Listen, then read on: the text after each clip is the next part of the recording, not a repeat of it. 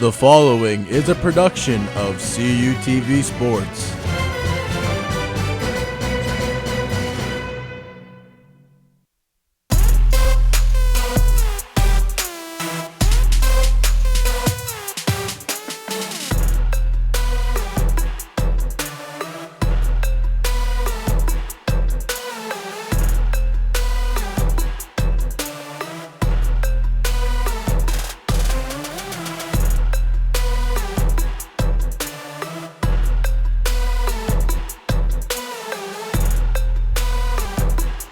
Final home chapter of the 2014-15 regular season begins here today at the Convocation Center as the hometown California Vulcans are welcoming in the visiting Golden Knights of Gannon University. Good day, friends. My name is Cody Jeanette. Joining me today is Damon Matson. And Damon, last game that California had against Seton Hill, it was a rough and shaky start, but fortunately they came away with the win there. Yeah, the Vulcans did have a rough start in the last game. They did pull away and beat Seton Hill 73-54, though Seton Hill did start that game on a 15-0 run. But Sierra Barrett had a career-high 14 points, and 4 Vulcans scored in double digits, so it was another dominating win for the Vulcans. Offensive performance being very well all around for the Vulcans. Now, as for Gannon, they took on a non-conference opponent, being Lemoyne College, for their last game. Yeah, they played a team from New York, Lemoyne College, and it was a close game, but Gannon pulled out the victory 74-71. 3 Gannon players scored in double digits in that one, and Nettie Blake had 6 rebounds, as well as Molly Seabald with 19 points, so they had a good offensive showing in that one. Yeah, Molly Seabald leading the way with 19 points, and the last time these two teams met was just about a month ago, back on January 22nd, 2015, and that game was at the Hammermill Center up in Gannon. And it was a rare loss for the Vulcans. They lost that one 71-63. Emma Mahadi had 17 points in that game, and the Vulcans only had 23 points, though, in the first half, so look for them to have a little bit of a fire on their offensive side of the ball here today. And Nettie Blake, once again, 19 points in that one, as she had a big game. Yeah, and speaking of forces to be reckoned with and having big games, it's senior day here at the Convocation Center, and one of the seniors on this handful of seniors for the Vulcan squad being Emma Mahadi. We're keeping an eye on her today. That's right. Emma Mahadi is a big part of the offense for the Vulcans. She had 17 points last time against Gannon, and she is one of 4 Vulcans to score in double digits against Seton Hill in that last one, so look for her to have a big game here on senior day. And as for the Golden Knights of Gannon, we've been mentioning her name throughout this entire opening sequence. For the Vulcans, Nettie Blake is going to be a Golden Knight to be reckoned with.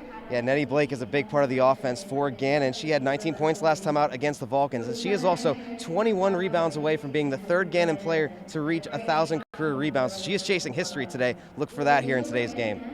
Well, a lot of things are being chased here today. History for Nettie Blake with the 1,000 career rebounds, as well as history for the 2014-15 season here at the Convocation Center on the campus of Cal U. You don't want to miss a bit of the action. Tip-off is next here on CUTV.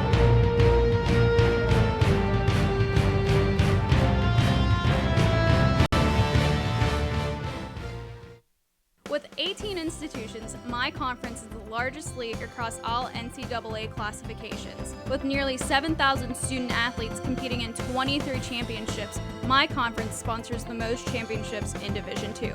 With a 78% academic success rate, my conference graduates student-athletes well above the national average. We compete with passion.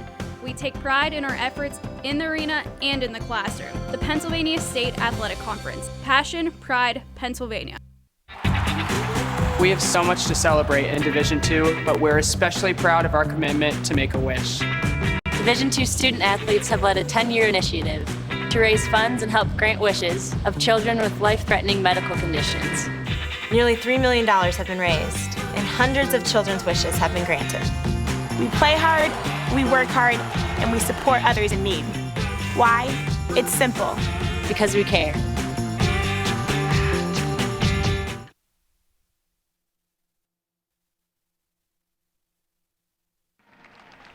Here at the Convocation Center on California University of Pennsylvania, the Gannon Golden Knights are in town, ready to take on the hometown Vulcans in PSAC West women's basketball. Good day, friends. Tip-off is just moments away. Joining me today is Damon Matson. My name is Cody Jeanette. We will have the call for you today. Damon, let's take a look at our tail of the tape. Yeah, taking a look at the tail of the tape and the stats in general, these two teams are fairly even as you go up and down those numbers. But the one thing that really sticks out to me, Cody, is the fact that the Vulcans steal the ball. They got, it looks like 5 more steals a game than Gannon does, so that is a big part of their game. Look for them to execute and try to do that here in this one to try to beat Gannon, who they actually lost to in their last meeting. Yeah, and you know what? That's one difference right now that the Vulcans have now than when they did the first time they played Gannon, because it was only in recent weeks, within the past month or so, that the Vulcan defense has been on fire, getting in those passing lanes and stealing the ball away. We've seen it so many times per game now. That number on our tail of the tape has gone up and up and up and up. And head coach Jess Strom there, she's really turned the Vulcans on defensively wise. So let's take a quick look at our starting lineup, starting, of course, with the hometown California Vulcans. Starting for the Vulcans, number 2, senior Emma Mahadi. Number 11, also a senior, Caitlin Fratz. Number 12, Alana Doran.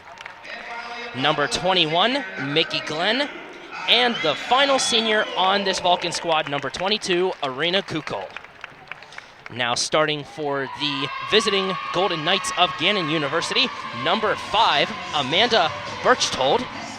Number 15, Molly Sebald. Number 20, Brittany Batts. Number 35, Candace Hendricks. And rounding out the starters, our player to watch, number 44, Nettie Blake.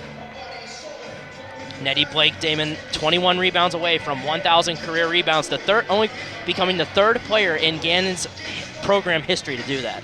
That's right, she's chasing history here this afternoon, and we mentioned it in the open with just those 21 rebounds that she needs to be that 3rd player in Gannon history with 1,000 rebounds in their career. So she's chasing history. Both these teams coming in with basically a lot on the line. This is getting near the end of the year. They both have good records, and we're going to see some good basketball, I think, here today, Cody. These two teams going to put it all on the line here today. The tip-off is set. Arena Kukol versus Nettie Blake. Nettie Blake 6'1", Kukol 5'11". The tip is won by Gannon, and here they come. The Golden Knights going from right to left in the maroon jerseys. California in the white, going left to right. Gannon swinging the ball very early on here. Here's Birchtold looking for a lane.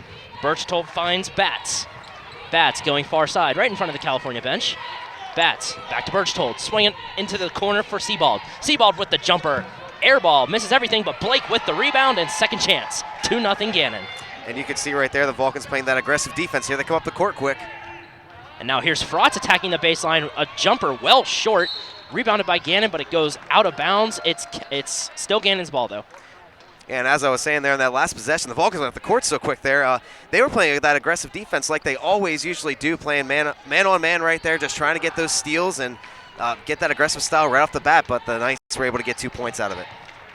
So now here's Sebald with it. Sebald tries to go underneath for Hendricks, but Kukol was right there to swat the pass away and send it out of bounds. And a little bad luck there. It looks like she almost got her hands on the ball and was able to take it up the court the other way. Unfortunately, it just didn't fall that way, and Gannon was going to hold possession here.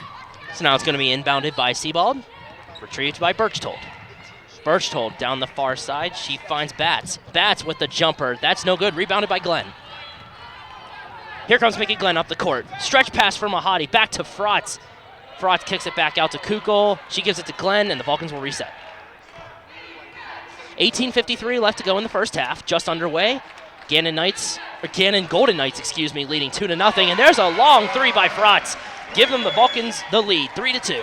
We've seen that a lot lately from Fratz. She takes those long 3 attempts, and a lot of the time she's hitting them now. So you got to play your hot hand, and she had it right there. Hendricks is underneath with the long jumper for 3. That's no good. Rebounded by Blake. Blake with the second chance. Bounce, bounce, bounce, bounce. There it goes. It's 4-3 Gannon. And Blake's going to be a force down low to be reckoned with for the Vulcans. She already has 4 points underneath right there, getting those rebounds and putting them home. So she's going to be a big factor today. All 4 points by Gannon, mind you. So now here's Glenn. Goes in the middle to Mahadi. Now to Kukol. Kukol moving around the defense. Missed a shot, but Nettie Blake gets the rebound. And now here comes Amanda Birchtold. Birchtold being pressured. She goes far side to Batts. Brittany Batts trapped at the foul line. Goes underneath for Blake. Nice catch by Blake. She gives it back to Birchtold. Birchtold's shot gets swatted away. Rebounded by Hendricks, and that one goes through. It's 6-3. Just being opportunistic there. Right there was Candace Hendricks. She was just underneath the basket, and that ball was pinballing around underneath between all the players, and she was able to corral that one in and put it up for 2. And right now, Gannon coming out with a really strong offensive game, up by 3. They're going with a full court press as well. Their inside game, Damon, led the way by Hendricks and Nettie Blake. That's what's going to win it or lose it for them here today. And so far, it's been strong. So here's Caitlin Frost with it now. Frost tried to go in between about 4 different defenders, and she draws a foul. And Cody, if the Vulcans are able to find a way to stop that inside game, if anything, slow it down just a bit to get their offense going, they should be able to execute that and possibly take a pretty good lead like they have in these last few games, but they're going to need to stop that if they're going to be effective against Gannon. The foul was on Nettie Blake, and then here comes Kukul with a 3 ball. It's tied at 6. Now here comes Birchtold up across half court for the Golden Knights. Birchtold stops. Blake trying to set a pick, but she goes around it. Finds at the foul line. Blake underneath, and that one goes in 8-6, Golden Knights. And the passing right now by Gannon, they're executing it perfectly. They're getting those quick passes to tic-tac-toe it down to Nettie Blake, and that time it's been working for him so far, and that time it worked once again. Hendricks was almost trapped at the foul line, but she managed to find Blake underneath for those 2 points. So now here's Glenn with it. Far side, attacks the post, goes in and ties the game at 8. And Mickey Glenn using that speed just to cut underneath the basket once again right there. Found the lane and drove to it. Got those 2 points. The Vulcans are keeping it close right now. Batts is over on the far side. She kicks it back out for Birchtold. Birchtold attacks the paint but sends it back out to Hendricks. Hendricks with a jumper for 3. That one goes through. It's 11-8 Golden Knights. And right now it is just an offensive shootout, Cody. We're just seeing these teams going back and forth up the court, exchanging 3-pointers and layups. So right now, very fast pace. Underneath, that's Doran getting 2 points on the board. It's 11-10. Vulcans within 1. It's quite a huge contrast compared to the Seton Hill start that we saw on Wednesday. Seton Hill going with a 15-0 run to start the game on that one. So now here's Birchtold. She finds Hendricks. Hendricks gives it to Sebald, and Sebald draws a foul on the floor. And that time, Emma Mahadi, she took a really hard fall on that one right there, but able to get back up and get the foul. She got the foul called on her, though, which is unfortunate. Yeah, and one thing to consider, Damon, last Wednesday, going back to that Seton Hill start, there seemed to be like a little bit of a flu bug going through the locker rooms of the Vulcan squad, but now everyone seems to be getting better and back on their feet, so definitely a stronger start compared to that game. As we take a look at the team leaders, Mickey Glenn leading the way in a lot of these categories, but Emma Mahadi, the senior, leading in rebounding. Yeah, Mickey Glenn is a large part of this offense for the Vulcans, and she has her name on a lot of those stats right there, and you can see the impressive number of assists she has this year with those 103. But triple digits. That's right. It's not just Mickey Glenn and Mahadi, though. You get contributions up and down this lineup from Caitlin Fratz, Sierra Barrett, Irina Kuko. All these different players have just contributed to this offense this year for the Vulcans. Yeah, and looking at the team leaders on the other side of the ball for Gannon, our player to watch, Nettie Blake, leading in scoring and rebounding. As we said in the open, 21 rebounds away from getting 1,000 on her career. And then Birchtold and Sebald and Batts leading in assists, steals, and minutes respectively. So they have a defense to be reckoned with too. That's right, and we talked about Nettie Blake in the open. She is, and you've seen it so far today. She is a force down low for Gannon. She's able to get those rebounds and put the ball up for those easy 2-pointers, and she is definitely a force to be reckoned with on the offense for Gannon.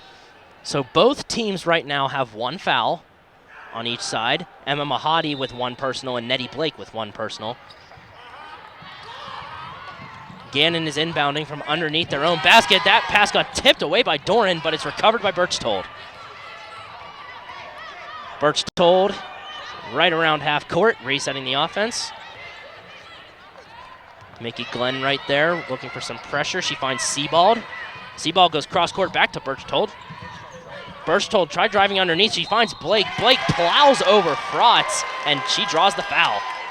And we spoke to this in the last few games that we've seen the Vulcans play. Caitlin Fratz always is on the bigger player normally for the Vulcans on defense. She's able to draw those fouls and get the ball back in the Vulcans' hands a lot of the time. She plays that aggressive style of defense, and it really pays off. And if you're California, one factor you're definitely accomplishing right now is you're canceling out Nettie Blake. 2 quick fouls in the first 5 minutes of the game, so she takes a seat on the bench now for Gannon. So now here's Mickey Glenn. Mickey Glenn driving the post. Shot got tipped away and goes out of bounds. California retains possession. And I'm sure that might be part of the Vulcans' game plan here today, Cody, as well. Try to neutralize Nettie Blake, and if you're able to get her in some foul trouble early on, that could pay dividends later on in this game if you're able to eliminate her from underneath the basket. So Glenn inbounds it to Kukul, who gives it to Frotz. On over to Glenn. Glenn kicks it back out for Kukul, and she's going to get called for a travel. A tough break right there for the Vulcans. They were setting something up right there, trying to take this lead back, but when you get called for the travel like that, it's going to take it back to Gannon, and you're just going to have to try to stop him here on defense now. Kukul's feet just a little too jumpy, so now Amanda Birchtold brings it across half court for the Golden Knights. Birchtold on over to Hendricks. Hendricks tried to go underneath for Tease, but the Vulcans steal that one away. Here comes Mickey Glenn. High pass for Frotz, but she gives it to Kukul. Kukul gives it to Glenn, and Glenn will reset. It looks like Sierra Barrett is ready to check into the game for the Vulcans at the next stoppage. Glenn to Kukul. Kukul attacking the paint with the nice patience there, sending up the 2 points. It's 12-11. And that was a beautiful steal by the Vulcans to get the ball up the court on offense, and they were able to capitalize on it. Wanted to get the fast break points, but they had to set it up and get the 2 from Kukul. Now here's Sebald with it, going around the three-point arc. She goes in the corner for Bats. She gives it to Birchtold. Now on over to Hendricks. Hendricks with the jumper. That one falls through for 2 points. It's 13-12. And Hendricks already having a big impact on this game. She already now has 7 points in this game, and she's done really well here. Now Frotz with the jumper for 3, just short. Rebound comes to Gannon, and here come the Golden Knights. Underneath, Hendricks. Layup just a little too soft. Rebound comes to Doran. Lana Doran finds Mickey Glenn. She'll cross half court. A handful of substitutions ready to check in for Gannon as well. Now Kukul has it. One hand pass to Frotz. 15 on the shot clock. Glenn holds. Looking for a lane. Finds it. Kicks it back out. And it's just short by Mahadi. The rebound comes to Gannon. Now we're seeing a few more missed opportunities by these teams. We'll see if the Vulcans can capitalize when Gannon doesn't get these shots to fall. If they can capitalize on that, they could build up quite a big lead. Now Tease underneath gets her first 2 points of the game. It's 15-12. Now Mickey Glenn crosses half court with it again. We have 13 minutes left to go in the first half. Frotz, far side. That's Kukul with it now. Kukul trying to go for the baseline, plows over Tease, and she draws the foul. Arena got guilty of the push-off there. That was an interesting call right there. I didn't really see anything. I might have been shielded by a couple of the players on the court right there, but I didn't really see Kukul shove into her too much, but the ref on that far side was able to see it, and unfortunate break for the Vulcans. So now Gannon will inbound it. And with that stoppage, Damon Sierra Barrett checks into the game, as well as a handful of substitutions for Gannon as well. And it seemed like a while that those subs were down there on the side of the court. The pace of play has just kept up this entire game, and it took a couple of minutes before he had a stoppage to get him into the game here. Brianna Brennan and Morgan Neighbors check into the game for the Golden Knights, as there's a foul over in the near corner. It's going to be on Mickey Glenn. That's California's 3rd team foul of the half. And if you're the Vulcans, you're going to want to be very careful as to how many fouls you take. You don't want to have a couple of your players foul out and later on in the game not have them on the court in a big situation if it is a close game like it has been so far today. Now the inbound pass almost gets stolen away by Mahadi, but Gannon recovers, and Amanda Birchtold will reset the offense. She goes far side for Neighbors. Neighbors tried to go into the corner, but Barrett swats that away right at Mickey Glenn. And here she comes across half court. Stretch pass for Doran. Doran kicks it back to Frotz. Frotz will go to Mahadi. Mahadi loses it, stolen away by Birchtold. Birchtold, a little bit of a loose dribble, almost got called for a double dribble there. We saw the referee make the motion, but didn't blow the whistle. Now here's Birchtold with it again, driving down the far side, and this time she's going to get caught with her hand in the cookie jar there. And Birchtold was just trying to do everything she could to get the offense set up right there for Gannon. She was trying to get around the Vulcans defenders who continue to play aggressively, and Sierra Barrett instantly coming into this game and creating a turnover for the Vulcans. So she always has a big impact coming off the bench right away. Under 12 minutes left to go in the first half. Glenn at the point, looking for a lane, spins around, goes into the basket, off the backboard, rebound comes to Gannon. Now here's Neighbors with it. Neighbors tried going underneath, but it's stolen away by Mahadi. Mahadi tried saving it.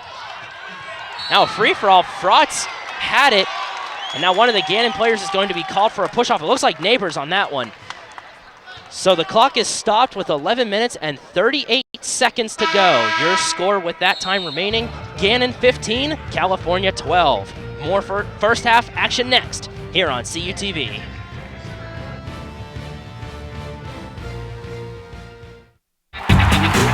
We have so much to celebrate in Division II, but we're especially proud of our commitment to make a wish. Division II student athletes have led a 10-year initiative to raise funds and help grant wishes of children with life-threatening medical conditions. Nearly $3 million have been raised, and hundreds of children's wishes have been granted. We play hard, we work hard, and we support others in need. Why? It's simple. Because we care.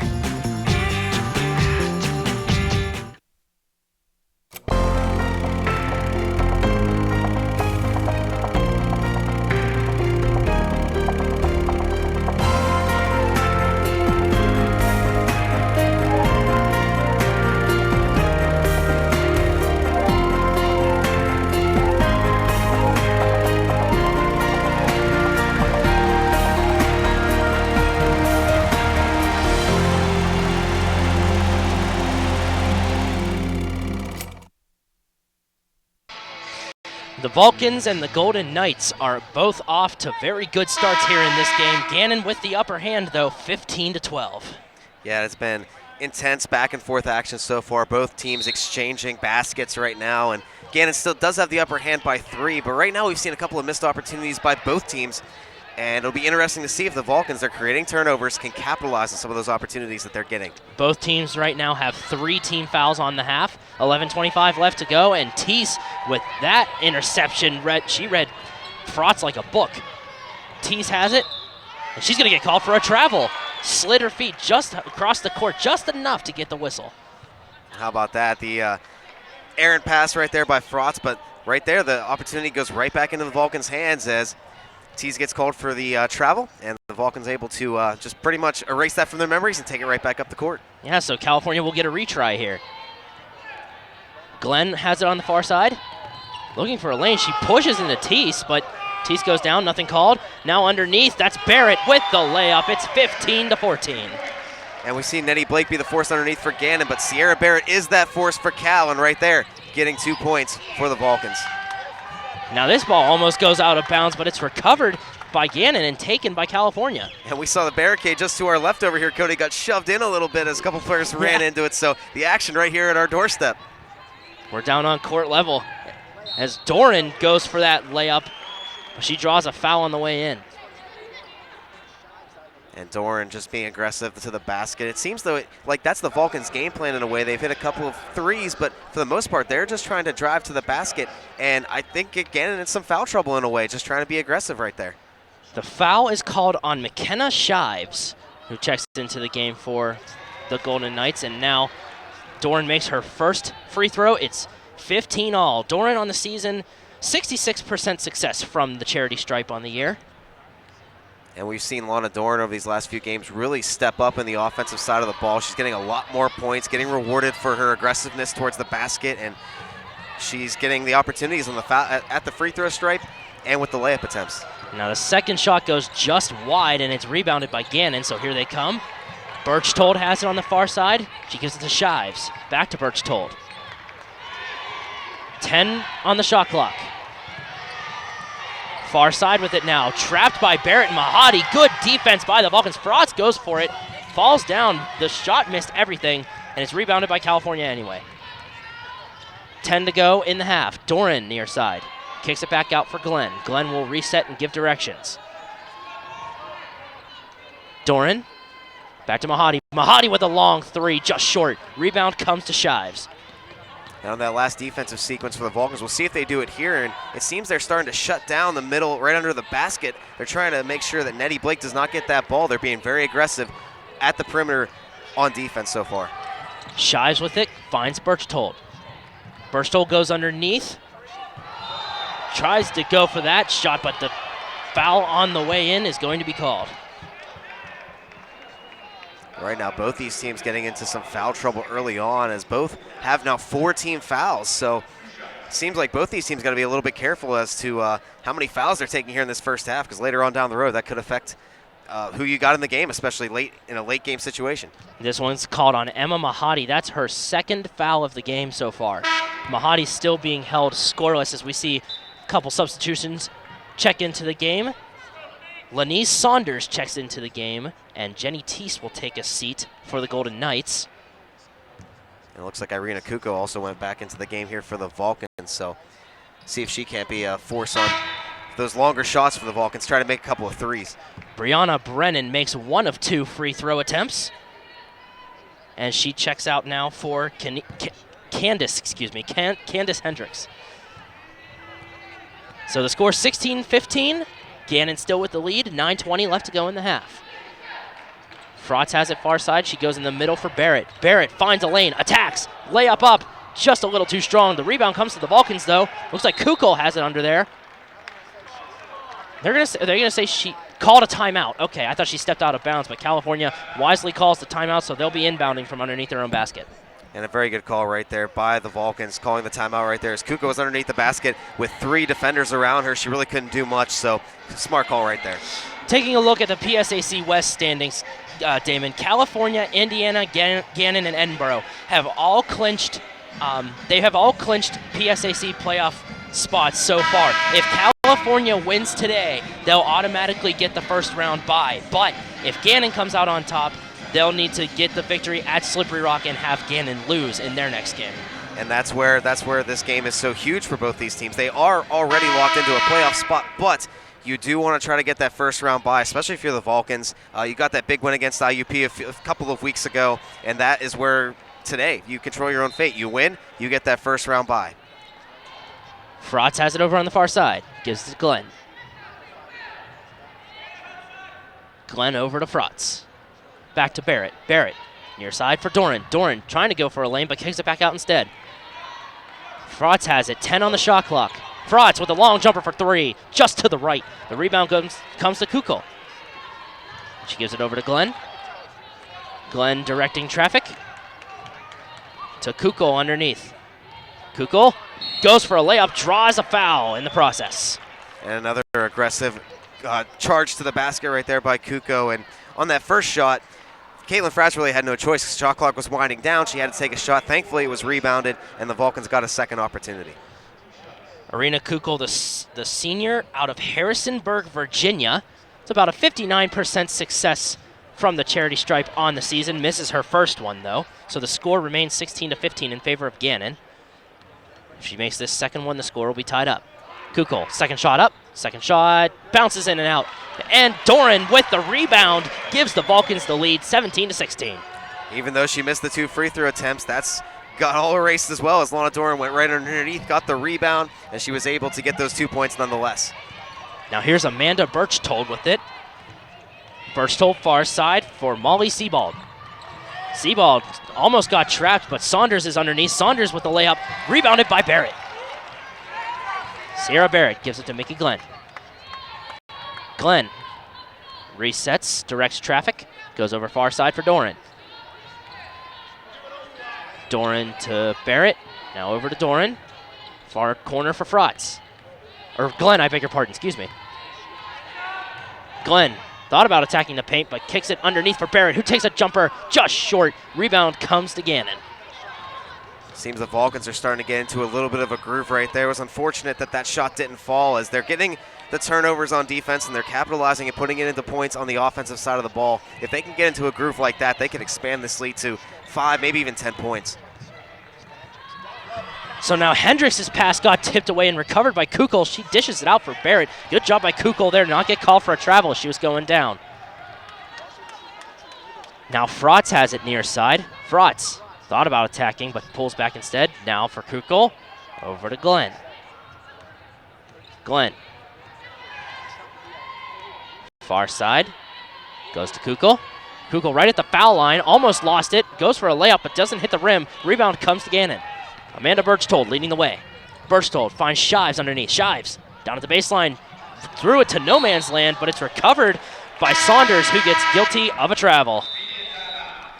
And that time, Lenise Sanders was trying to get that ball. Again, it was just kind of rolling around underneath the basket right there. She was able to pick it up and gets called for the travel, as she was more put in, I believe, for more of a defensive strategy right there for Gannon. Well, taking a look at the regional rankings here, Damon, California right at the number 2 spot behind Livingstone, who may be losing those games because of the scandalous activity that's been going on with the university up there. But Gannon right there with number 7, right behind California, and a lot of PSAC schools in there: Indiana, Bloomsburg, and Westchester, and Edinburgh. Yeah, the PSAC is very competitive this year, and you can see these two teams way up there in the regional rankings. So California, there's nothing you can really do except just, again, control your own destiny. You've got to win the games that you've got left to play, and that's basically all they can do right now. And right now, I mean, playing a good game so far here against Gannon, and hoping it continues to pull out a W here today against Gannon. It will be a very, very big victory for the Vulcans. It's been a very close game here so far, 17-16. The score right now, and the last time these two teams played, California was, as we mentioned before, was only held to 23 points in the first half. Here we are, we're just over halfway through the first half. California has 17, so it might be a change of events for the Vulcans, putting up more points on the board. And it's a different team that one might argue that we might have seen then, because just recently they've caught fire with their defense in the steals and everything, as you mentioned during our tail of the tape. That's right, and the Vulcans, I was interested to see how they came out in this one. I know they were still recovering from that illness that swept through the team during their last game, but they've come out strong here today with a strong showing against Gannon to start out, and that's what you're going to need going forward if you're going to win this game. So now here's Doran with it. Doran goes to Frotz. Frotz with a long 3, just short. Rebound goes to the out-of-bounds line, and it is Gannon's possession. And that one right there, Sierra Parrott is all over the court right now. She was trying to once again pick up that rebound. Got off the tip of her hand, though. She wasn't able to corral it in, and it ended up being going out of bounds and getting back into Gannon's possession. Here's Doran with some pressure going up the far side, and the pass recovered by Hendricks. Hendricks gives it to Batts. Brittany Batts being pressured by Frotz. It finds Shives. McKenna Shives goes over far side for Morgan Neighbors. Neighbors to Shives, underneath for Teese. Teese spinning around, goes back to Shives for 3, just short. Rebound, scrambled a little bit, going to be recovered by Gannon. Good defense right there by the Vulcans. They are shutting down right underneath the basket there. They're not letting any space or time underneath there, not letting Gannon set up. They're going to have to do their passes on the perimeter if they're going to want to score against the Vulcans. Teese goes cross court now for Batts, who tries going underneath, but the pass gets tipped out of bounds off of California, so it will remain Gannon possession. And guess who? Once again, Sierra Barrett is everywhere. She's going after the ball and right there, trying to get a steal once again. Again, tipped off her hand and didn't favor the Vulcans in possession, but no big deal. Hendricks wide open underneath the basket, gives the Golden Knights the lead back 18-17. And that was a tough break right there. Hendricks coming in from the bottom of your screen, as you saw right there, uncovered, and they were able to get that long pass to her for the easy 2. So now here's Barrett with it, right at the foul line, kicks it back out for Frotz. Frotz goes underneath for Barrett. Barrett with the layup attempt, that takes a friendly bounce in, 19-18 Vulcans. Now here comes Gannon with it. Gannon led by McKenna Shives. Shives gives it to Candace Hendricks. Hendricks to Batts. Batts looking for an option. She gives it to Neighbors. Morgan Neighbors over on the far side, swings around, tries going underneath, but kicks it back out for Teese instead. Teese cross court now for Batts. Batts with the jumper for 2. That spins around and it's good. It's 20-19.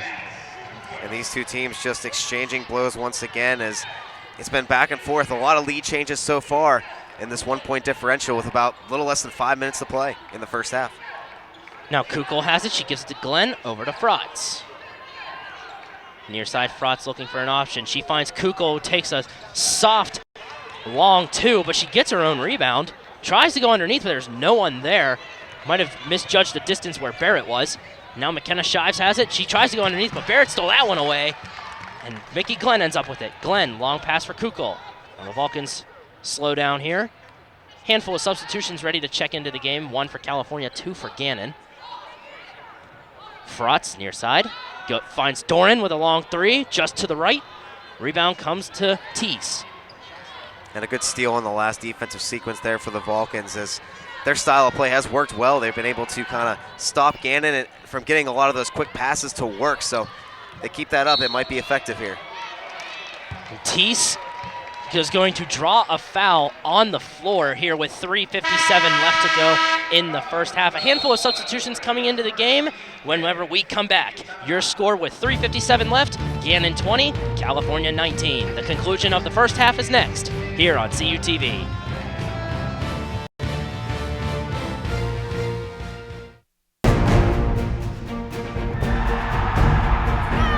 NCAA Division II has much to cheer about, as nearly 100,000 student athletes compete with passion and pride. And I'm pleased to share the best news of all. Student athletes are outperforming the rest of the D2 student body in graduation rates. Just another reason why you'll hear us say with pride, I chose Division II. Learn more at d2sa.org. With 18 institutions, my conference is the largest league across all NCAA classifications. With nearly 7,000 student athletes competing in 23 championships, my conference sponsors the most championships in Division II. With a 78% academic success rate, my conference graduates student athletes well above the national average. We compete with passion. We take pride in our efforts in the arena and in the classroom. The Pennsylvania State Athletic Conference. Passion, pride, Pennsylvania. 20-19, your score as the first half is beginning to draw to a close. Just under 4 minutes left to go in it. California and Gannon in a heated contest right now.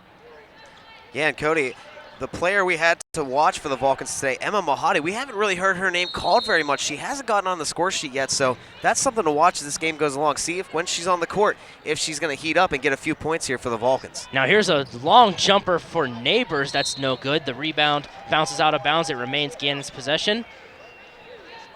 Paige Wright and Shatara Parsons both check into the game for the Vulcans. Gannon on the inbound. Takes control. That's Birchtold with it now. She'll reset. Going far side. Right in front of the California bench. She goes for Neighbors. Neighbors to Batts. Brittany Batts goes underneath for Teese. Teese wide open. Gets the layup in. It's 22-19 Gannon.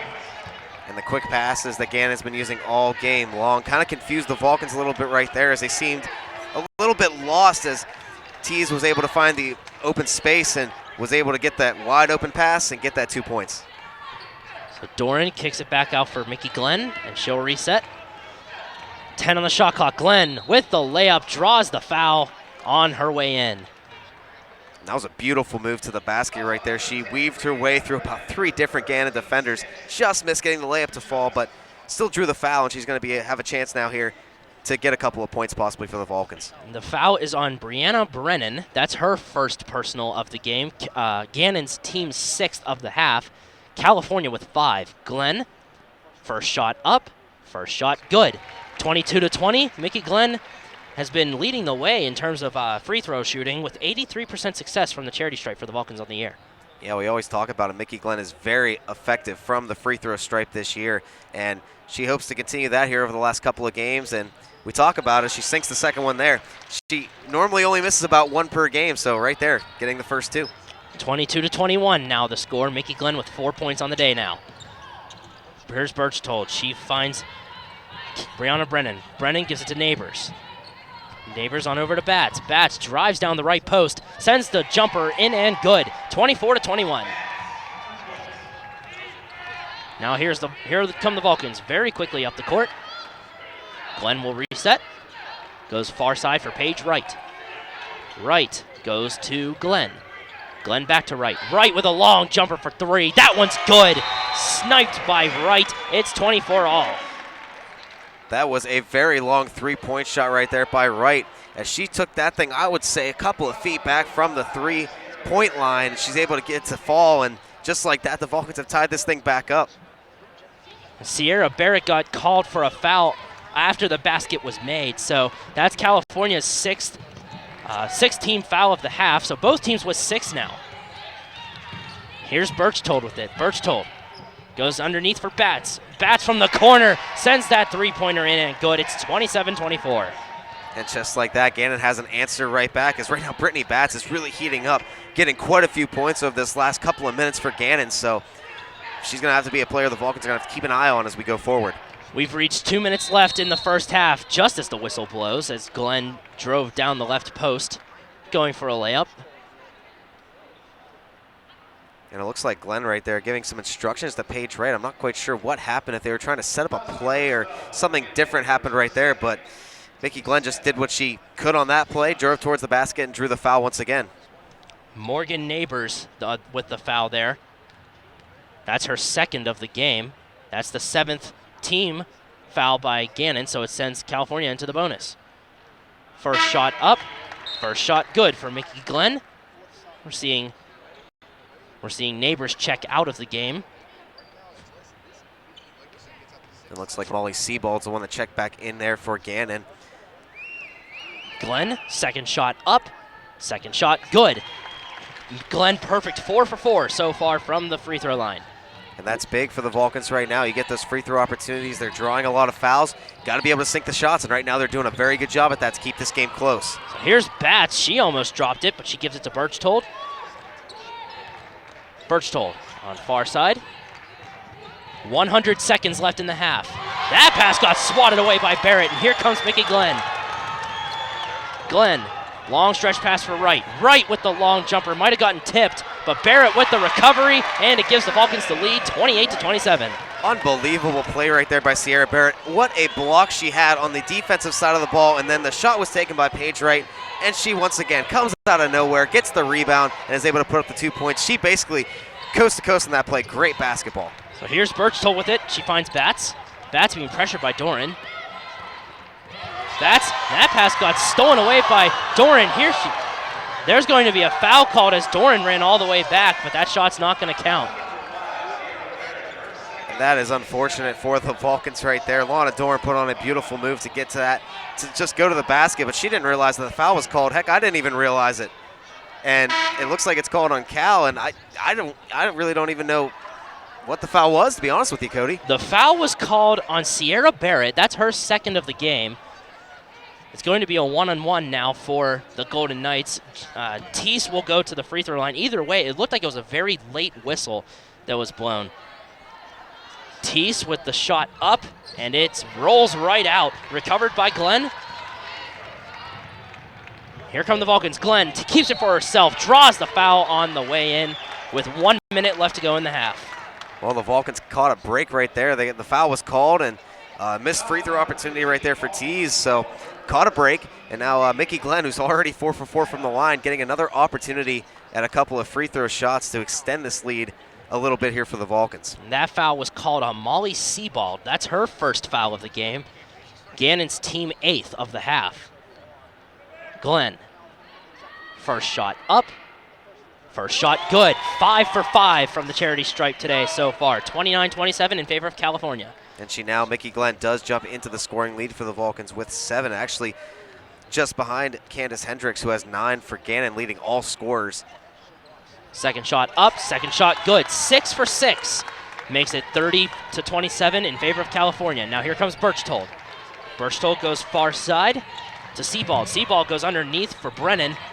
Brennan kicks it back out. Birchtold with it. Now in the corner, that's Brennan. The shot's no good. The ball goes out of bounds. And it's still Gannon's possession. Mickey Glenn trying to argue her case right there. That was anybody's call right there. The ref was right there to see it. Obviously, we couldn't see it from our vantage point. Their backs were to us, but that could have went off anybody's hand right there. Now here's Sebald with the layup in and good. It's 30-29. So Sebald with 2 quick points. That's her first 2 points of the game.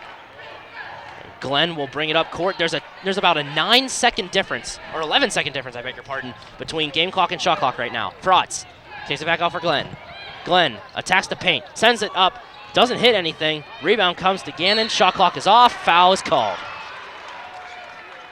That was Shatara Parsons right there trying to get in and get that ball, and that's the price you pay, I guess, for playing aggressive basketball. Though the Vulcans are getting a lot of fouls called on here in this game. So, yeah, the foul is called on Shatara Parsons. You're right, Damon, and that'll send Brianna Brennan to the free throw line. Brennan on the season, 50% success from the charity stripe. There's 19 and a half seconds left. First shot up, first shot good. We're tied at 30. It's been one heck of a game so far. If we go into halftime tied up, that's just pretty much says to the skill of both these teams how well they've played so far in this game. Just, again, trading blows back and forth. Second shot up and good. So now Gannon with the lead, 31-30, with 16 seconds left in the half. Glenn brings it up, near side for Frotz. 10 on the clock. Frotz has 6 seconds to work with. Frotz going for the layup, hits the bottom of the backboard. Here's Gannon with one last attempt. Glenn steals that one away. Desperation shot, just short. It falls just short. No one scores within the last few seconds of the half, and the score remains 31-30. And thankfully right there, the Vulcans did turn the ball over. It looked like Gannon was going to get another chance to get a couple of points before halftime, but good play right there by Glenn, and desperation shot just missed. So after one half of play, your score, Gannon 31, California 30. Don't go anywhere, folks. Second half action is next here on CUTV.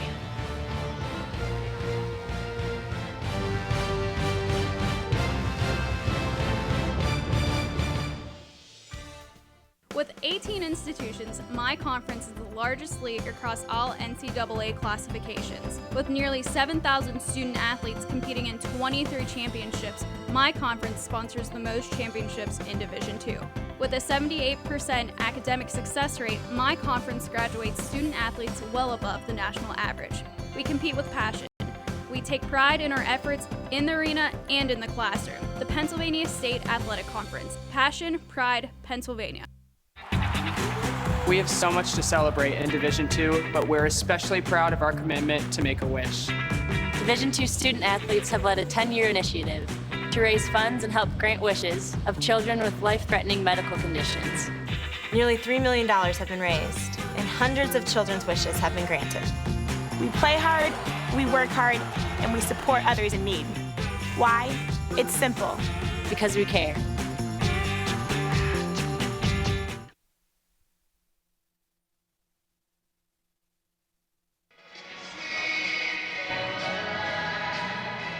(31-30), the score. The Golden Knights of Gannon over top of the California Vulcans after one half of play. If you're just joining us, my name is Cody Jeanette. Joining me today is Damon Matson, and we will have the call for you for what promises to be the exciting conclusion of this game. And Damon, in the first half, it's been a story of both offenses right now. Both offenses have just been on fire because we said before. California only scored 23 points against Gannon in the first half of last game that they played against each other. But right now, let's take a look at this half. Yeah, and the halftime stats show you that it has been an exciting game. The one thing that the Vulcans have done really well, like they always do, getting the turnovers. Gannon has 11 turnovers in this game. Vulcans have also been able to get 7 steals, but they haven't been able to capitalize on their opportunities as much as I'm sure they'd like to, and that's why the score right now reads Gannon 31, Vulcans 30. It's still a very close game, up for grabs by any team right now, and we'll see if the Vulcans come out with some intensity and some focus here to start the second half and try to get the lead back and then get out to a possibly bigger lead. Yeah, Gannon has had a better field goal percentage in the first half, but Mickey Glenn has been keeping the Vulcans alive with being 6 for 6 from the free throw line so far in this game. So now Arena Kukul inbounds it to Mickey Glenn, and here goes the second half. Kukul goes through the paint, sends that in and good. It's 32-31. That's exactly how you would want to come out as if you're the Vulcans to start this half. Kukul just getting the ball right away and going to the basket for the 2. So now Birchtold has it. She goes over into the corner for Batts. Batts with 3-point is just a little too strong. The rebound goes over to the far corner. It's recovered by Seaball. Seaball kicks it back for Batts, and that shot is no good, but Hendricks on the recovery makes it 33-32. And Hendricks is the first player now in double digits here, as she now has 11 points on this game. She's been able to find those open looks and get those baskets to fall. Now the ball goes out of bounds. Possession is going to favor Gannon here. And now, Damon, we should note here, Nettie Blake is seeing her first action of the game since there were about 15 minutes left in the first half when she got those 2 quick fouls. So she's checked into the game now again for the Golden Knights, and she has the ball over on the far side. Blake finds Hendricks, now to Birchtold. Birchtold near side. Looking for options, doesn't have much help. Might have gotten called for a 5-second violation, but Doran gets that pass stolen away, and Frotz recovers it, and here come the Vulcans. Frotz stops, gives it back to Glenn. Glenn will direct traffic. 18:40 left to go in the second half. Doran tries to go underneath, but the pass got tipped and recovered by Mahadi, just a little too strong. The rebound is not going to happen as there was a foul on the floor. And just a quick stat that I actually didn't point out here at the start of the half, but something to attest to how fast this game has been and how back and forth it's been. The score was tied in that first half, Cody, 5 times, and the lead changed 10 times in that first half. So these two teams definitely in a shootout with one another right now. The foul was called on Lana Doran. That's her second personal of the game. California's first of the half. And now this pass gets stolen away. Frost with the recovery. She finds Glenn.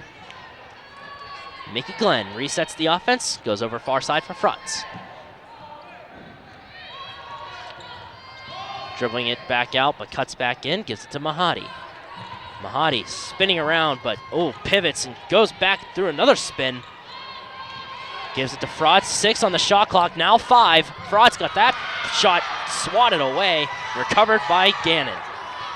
Frotz got knocked down once again. She's taking a couple of hard falls here to start the second half, so she's definitely playing that aggressive style. And there's a 3-point shot by Molly Sebald. Kuko was in her face, but jumped right over her. It's 36-32 in favor of Gannon. Now Glenn looking for some redemption points. Gets her own rebound off of that failed layup. Now we're going to have a whistle here. Looks like there was an issue resetting the shot clock because there were the officials running over to the scorer's table. Well, the Vulcans came up the court very quickly on that last turnover right there, so I'm sure that the scorers had to kind of catch up to what was going on with the play right there. So, as you can see, Coach Strom trying to talk to the refs and figure out as well what's going on. They changed it to 28. It was at 18, but then they reset it to a fresh 30, and now it's 28. So, California will inbound from underneath their own basket. Glenn gives it to Kukul. Now for Doran. Lana Doran looking for an option. Finds Glenn. Mickey Glenn resets. Gives it to Frotz. Frotz stops, and there's going to be a foul away from the ball here, it looks like. Yeah, I'm not quite sure who that was on exactly, but Gannon, again, getting called for some quick fouls here early on. That was actually their first of the half, but they're going to have to watch that as they go forward, as are the Vulcans. The foul was on Amanda Birchtold. That's her first personal of the game. Birchtold still scoreless. She's the only Gannon player on the floor right now that doesn't have a point. Now here's Mahadi with it. Mahadi going for a layup, just a little too soft. The rebound comes to Blake. Blake is going to find Birchtold, and here she comes across half court. Birchtold goes near side, stumbles a little bit, but finds Molly Sebald. Sebald reset before giving it back to Birchtold. Birchtold finds Sebald. Molly Sebald near side. 5 on the shot clock.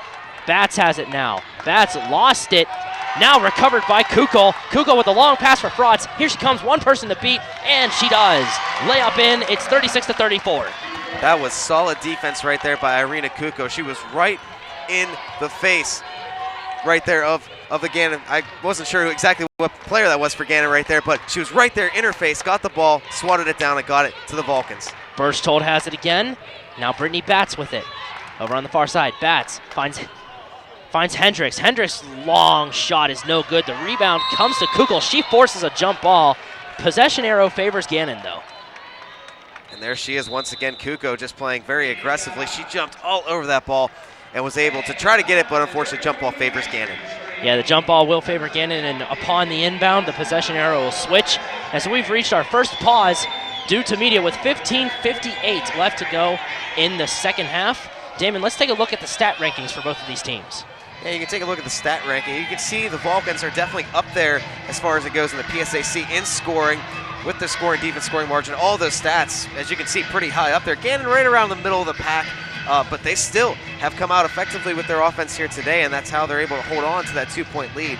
They have a lot of weapons, especially down low. When you got Nettie Blake, who we haven't seen much of today, which is a little bit of a concern to see what she does here in the second half, and Candace Hendricks has been big for them as well. So the stats are a little misleading right there, but the Vulcans definitely have it on paper. Yeah, the stat rankings have been going up and up and up for the Vulcans over the past month or month and a half or so.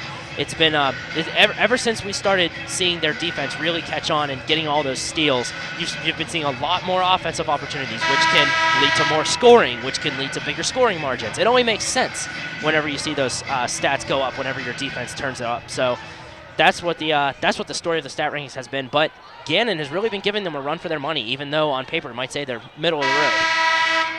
Gannon has played very good defense today, which has kind of stopped this Vulcans offense just a little bit, kind of got them out of their rhythm, and it's been effective to this point, and it's kept it very, very close. So Gannon inbounds it off of the jump ball. Possession arrow switched. Hendricks has it. Hendricks has a wide open lane down the paint, and she throws it up. Goes out of bounds. It's California ball. And these are the opportunities the Vulcans are going to need to take advantage of if they want to get back in the lead right now. Those balls that just tip off Gannon players go out of bounds, or the different travel calls or anything like that that goes in the favor of the Vulcans. They're going to need to take advantage. So Glenn almost got that one stolen away, and she forces the jump ball. A possession arrow favors California, so they'll get a retry here. And this time the ref's call definitely going in favor of the Vulcans. And again, just being aggressive, trying to keep a hold of the basketball. Mickey Glenn that time diving on the floor in desperation to keep a hold of it. Glenn inbounds it. Possession arrow switches. 15:30 left to go in the second half. Kukul has it. Right at the foul line. Kicks it back out for Mahadi, who takes a long three. That's no good. There's a foul on the rebound. It looks like Blake took a tumble. Blake and Kuko going down to the floor on that last one. And it looks like the call is going to be on the Vulcans in that one. So Gannon's going to get possession back. It was tough to see who did what exactly, but both players hitting the floor pretty hard on that one. The foul is on Arena Kukul. That's her second personal of the game. California has 2 team fouls this half, Gannon with 1. Now Hendricks had it and got it stolen away. But now there's going to be another foul called on Emma Mahadi this time. That's the third team foul of the half, I beg your pardon. Things getting a little bit chippy out here now as the physical play has definitely picked up. And right now the Vulcans got to be careful. They already got 3 team fouls and we're only 5 minutes into the second half. They don't want to be losing too many players to foul trouble going later on in this game. 5-second violation against Gannon. California will get the turnover there. Good inbound defense by California to get the ball right back after that foul was called. So now California will get control. And that's something the Vulcans have done well all season long. The inbound defense has been phenomenal for them. They've been able to force turnovers and a couple of 5-second violations like on that one right there. Caitlin Frotz has it. She goes to Sierra Barrett. Barrett, far side for Doran. Doran tried to go down the baseline, but got the pass stolen away by Birchtold. So here she comes up the far side. Birchtold stops. Goes underneath for Blake. Blake with the layup. That one's no good. Gets her own rebound. Second chance falls through. 38-34. Now Mickey Glenn will have it now for the Vulcans. She'll reset. Glenn near side for Frotz. Frotz holds, looks for options, being pressured by Blake. Glenn over on the far side for Doran. Doran has it, she gives it to Kukul. Kukul finds Barrett wide open. Barrett with the jumper. It takes a friendly bounce and goes through. 38-36. Very friendly bounce, but you'll take that every single time if you're the Vulcans. Just answering back right now, keeping this game at a 2-point margin. Now Birchtold tried going for C-ball, but she wasn't even looking. And the pass goes behind her and flies out of bounds. So California with a cheap turnover here. This is the opportunity to capitalize and get your momentum back. And the Vulcans definitely need to get that momentum back in their favor. And just an errant pass right there. I'm not sure what Gannon was trying to set up right there, but it goes out of bounds and the Vulcans get the possession right back. Glenn near side for Doran. Doran with the 3 just short. Rebound comes to Glenn. Jump ball. Possession favors Gannon though. It looks like we'll see a substitution now in for Gannon, as it looks like Brianna Brennan's going to come on the court in place of Candace Hendricks. So the Vulcans got to be a little bit happy about that. Candace Hendricks playing a heck of a game so far here for Gannon with 11 points. So Brianna Brennan will inbound it to Amanda Birchtold. We're having a slight delay here. Looks like Mickey Glenn, I apologize. Looks like she might have got a cut on her leg, and it looks like they're trying to just patch that up for her right now. That's what the stoppage is about. Yeah, they do have a stoppage. Glenn is being tended to over on the far left bench. The clock is stopped with 13:57 left. The officials are granting her the time to get attended to and healed up. And here she comes back out on the court. And that's that just shows this game is getting pretty physical right now. A couple players getting banged up, but good to see Mickey Glenn get back out there. Sebald has it. Sebald goes over to Birchtold. Birchtold far side, spins around, finds Brennan. Brennan gives it back to Sebald. Sebald looking for a lane. 10 on the shot clock. Gets it stolen away, but Blake recovers it. Takes the jumper, rebounded by Glenn.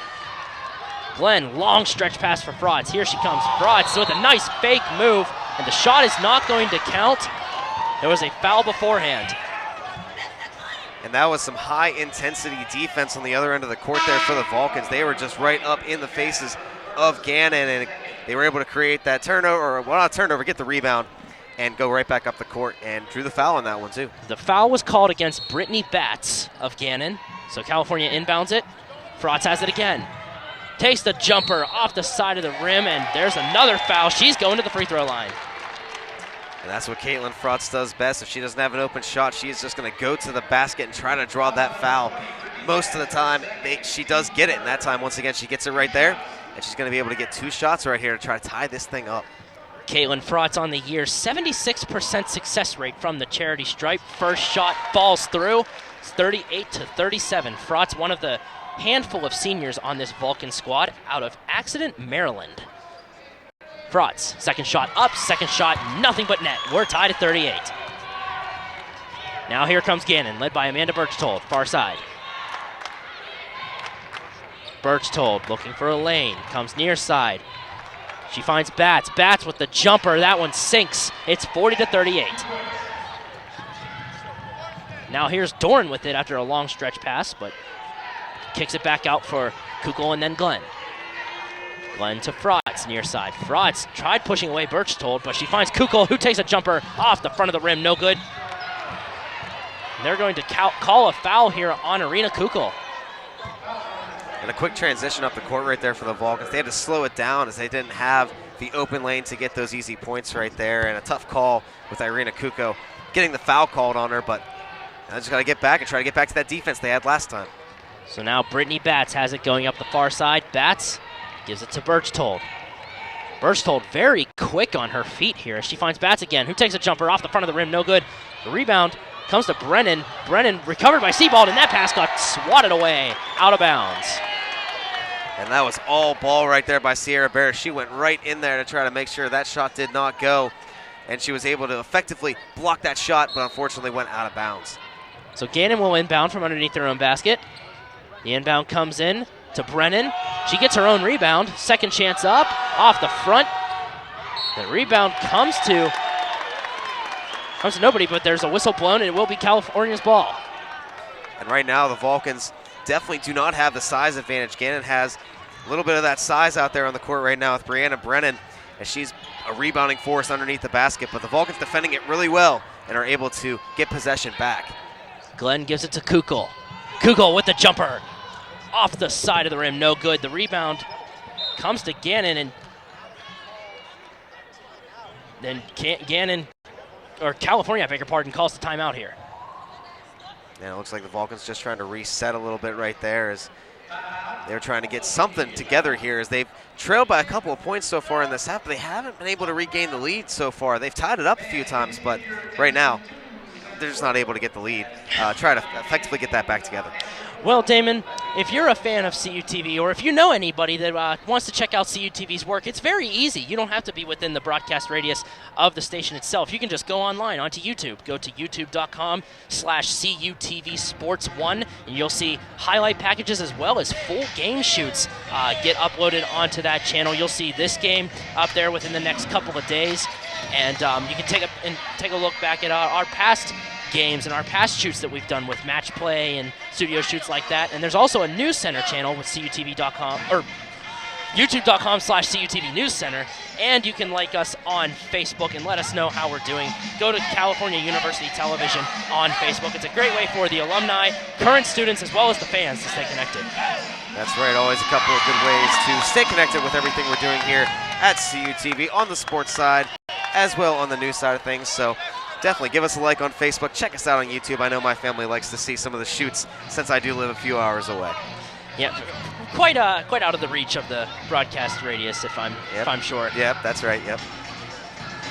So the score is 40-38 in favor of Gannon right now. Nettie Blake has stepped off of the floor. She's not on the floor anymore for the Golden Knights, at least according to the scoreboard. She's not. That's Jenny Teese out there now. That's something the Vulcans are probably a little bit happy about, like I stated before. Gannon definitely does have the size advantage, and right now the Vulcans are going to need to get those couple of points, especially underneath the basket. And if you don't have a rebounding force like Nettie Blake out on the court, it helps you on the offensive and defensive side of the ball. Mickey Glenn still being tended to over on the California bench. She's going to take what looks like she might take a seat for a while, as they did just update the scoreboard. Nettie Blake is out there on the floor again for the Golden Knights. So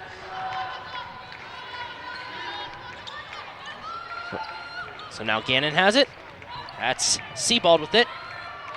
Sebald looking for options. Goes to Teese. Teese with the layup in, but draws the foul. She'll shoot 2. And you can see Emma Mahadi, the player that came on the court for Mickey Glenn. She was playing right up in the face of Gannon right there and trying to get that turnover once again, and we're going to get a timeout called here. So with 11:52 left to go in the second half, Gannon leads the way over California, 40-38. This game is nowhere close to being over. It's still anybody's game. More second half action next here on CUTV.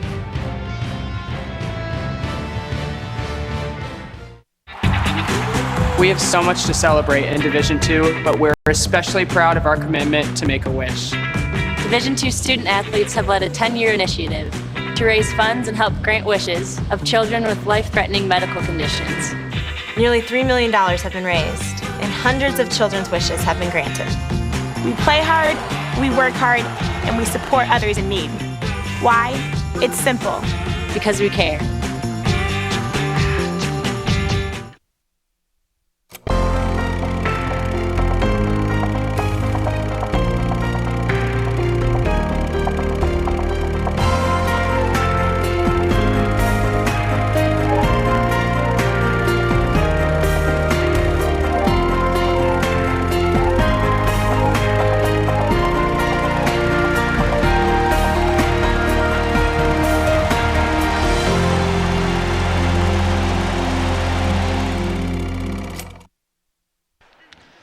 Jenny Teese will be shooting 2 here as Gannon leads it 40-38.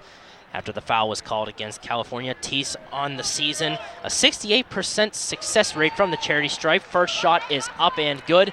It's 41-38 now in favor of Gannon.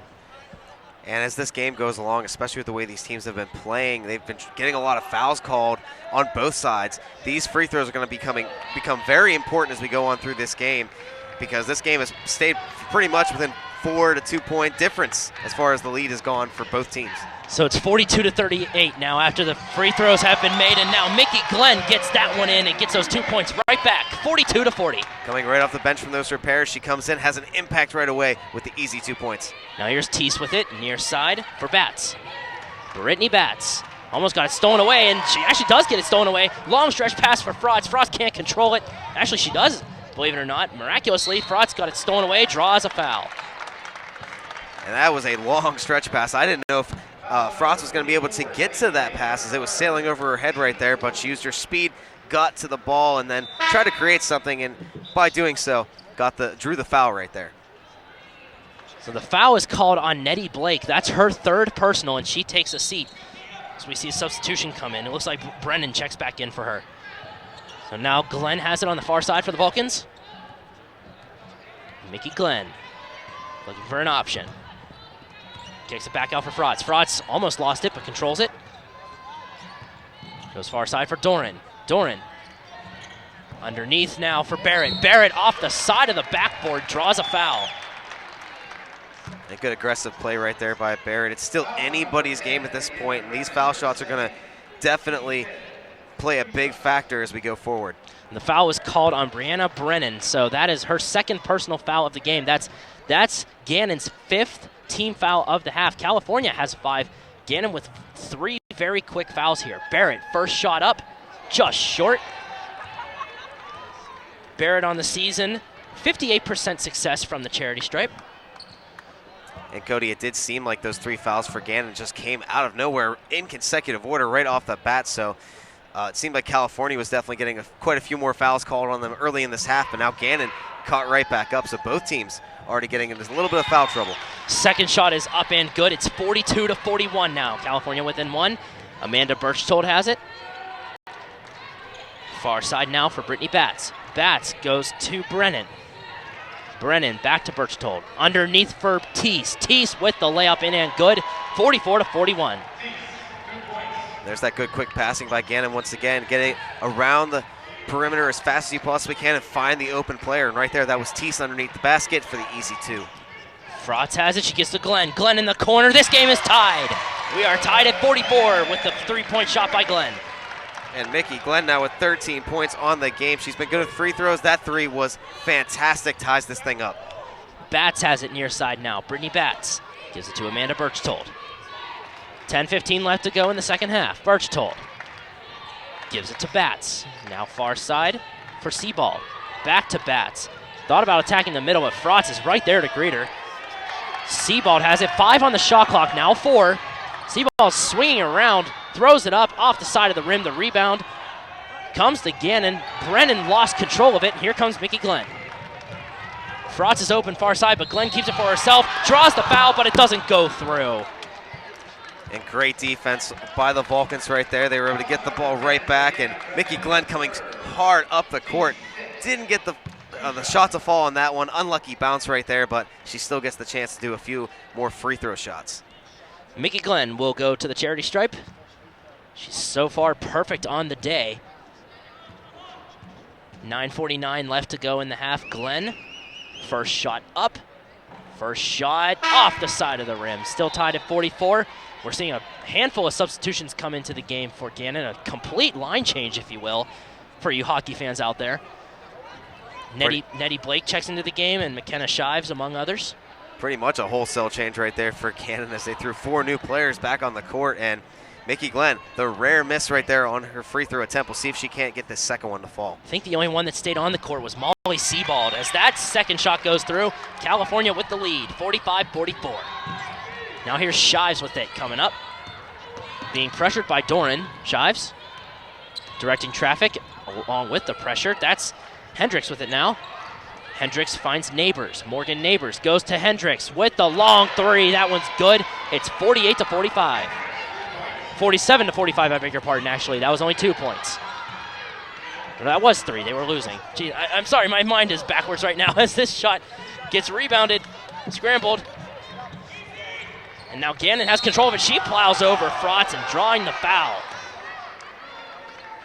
And Frotz right there just playing aggressive defense with the rest of her teammates up the court right there. And she was in the way. She got plowed over on that one, but thankfully she's okay. And right now it seems that Gannon is going to hold possession of the ball. A little bit of a scramble going on right there. Yeah, the inbound will come to Gannon. Frotz's first personal foul of the game was just now. So here's Neighbors with it far side. Neighbors gives it to Shives. Shives made a kicking motion. It looks like that's what they're going to call here. But I'm not sure if she kicked it, actually. Actually, it looks like on that one that Lana Doran, she was defending against the pass right there, and she was the one that she accidentally got her foot up in the way, and it did bounce off of her foot. So the kick was against California, actually. Now here's Blake wide open underneath. Makes it 49-45 in favor of Gannon. California very quick back up, and now we have a whistle as Frotz was driving up the far side, and looks like there might be another issue with the scores table here. And Mickey Glenn over there kind of showing her displeasure right now for the fact that the shot clock is off a little bit and the refs had to stop play. The Vulcans were trying to get something going on the offensive side of the ball, and it had to get slowed down right there to fix the shot clock. The shot clock has changed from 29 to 27, so it looks like it might have started a few seconds late. That's what it was about. So now Glenn will get the inbound. 9 minutes left in the half. Frotz over on the far side with it, right in front of the California bench. Frotz draws a foul. This one's going to go on Neighbors, it looks like.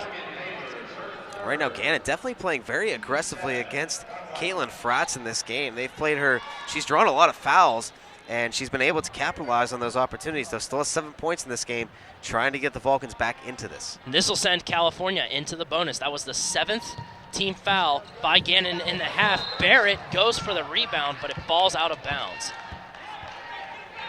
Tough break right there for Sierra Barrett as well. She's had a couple of those today where she's tried to rebound the ball and they've went off of her hand and out of bounds. See if she can't corral a few of those in here as we go down through the last 8 minutes and 45 seconds.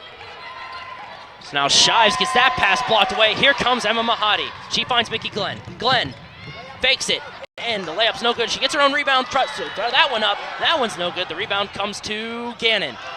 Here comes Sebald. Sebald blocked by Mahadi, and it goes out of bounds. Crowd is going ballistic right behind us, Damon. They're pumped up about that block. That was an incredible block right there. It looked like Sebald had the open lane to the basket right there, but out of nowhere, Emma Mahadi comes in, gets all ball, beautiful block, and avoids the 2 points for now. So now Shives has it. Shives will take a jumper. That one is good for 3. It's 52-45. That's actually Shives' first 3 points of this game, so she finally gets on the score sheet in a big way, extending this lead to the largest we've seen in a while here, Cody, 52-45 in favor of Gannon. Gannon is now on an 8-1 run. Frotz circles around, tries to go for it herself and gets fouled on the way in. Takes a fall right underneath the basket, but she gets up. Exactly 8 minutes left in the half to go. And Frotz definitely did kind of basically like a little bit of a loop just right around the perimeter right there, trying to find a way to the basket. That time she couldn't find it, but she did draw the foul once again. So she'll go to the free throw line again. Hendricks with the foul. That's her first personal and Gannon's team 8th of the half. It's like we have a substitution ready to check in for California. Frotz on the season, 76% success rate, misses the first one. And that substitution, it looks like right there, is possibly going to be Irina Kuko, but we're not quite sure yet as we're going to see this second shot here by Caitlin Frotz. Now that shot is up and good. The score remains 52-46. 8 minutes left to go in the half, I beg your pardon. Now Gannon with the inbound. Hendricks with it. Hendricks gives it to Sebald. Sebald on over to Shives. Shives with the long jumper for 3. That one falls through too. It's 55-46. 11-1 run now, or 11-2 run now for Gannon. Shives out of nowhere getting 2 straight 3-pointers right there. So we're going to get a timeout called by California as they try to corral it. Timeout California. And now, Damon, I should make a note of this real quick. While Frotz was at the free throw line, one of the officials approached us to ask us if we had a replay of one of the shots that Gannon made, but we've been having technical difficulties with our replay system, so unfortunately we couldn't show him to get a replay review of it. But now, looking at the PSAC West standings again, just shows exactly how much magnitude this game has right now. California holds the first place spot, but Gannon right behind them. If California wins this game, they automatically get the first round bye, but if they lose today, then they'll need to beat Slippery Rock and have Gannon lose. There is a lot on the line today here in this game between Gannon and the Vulcans. The Vulcans definitely have a chance though in this game, only down by 9 points, and if they are able to win, again, they control their own destiny, they get that first round bye, and that would be something pretty good for the Vulcans to have, especially going into the playoffs to try to have that first round bye. Yeah, and the top 6 teams in the division will get playoff spots. California, Indiana, Gannon, and Edinburgh have all clinched. Seton Hill and Slippery Rock battling for that 5th spot, and Pitt, Johnstown, and Mercyhurst right on their tail too.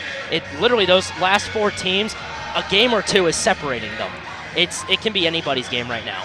It's anybody's shot to get into those last couple of spots in the PSAC West right now. It's going to come down to these last couple of games, and that'll be an interesting thing to watch as we go forward.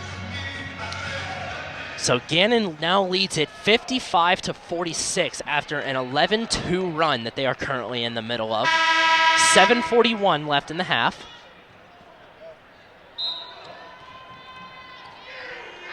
Doran inbounds it to Mickey Glenn. Here come the Vulcans. Glenn. Near side, giving it over to Mahadi. Back to Glenn.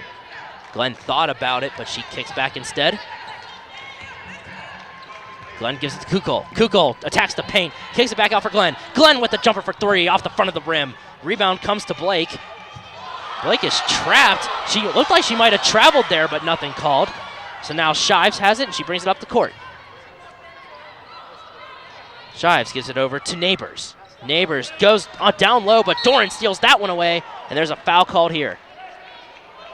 And that 11-2 run that Gannon went on, that's the first time we've seen a run like that by either team in this game. So we're waiting to see if the Vulcans can possibly go on a run like that as well, because if they're able to do that, they could easily get back in this game, but they're going to need to get the momentum back on their side if they want to get it going a run like that.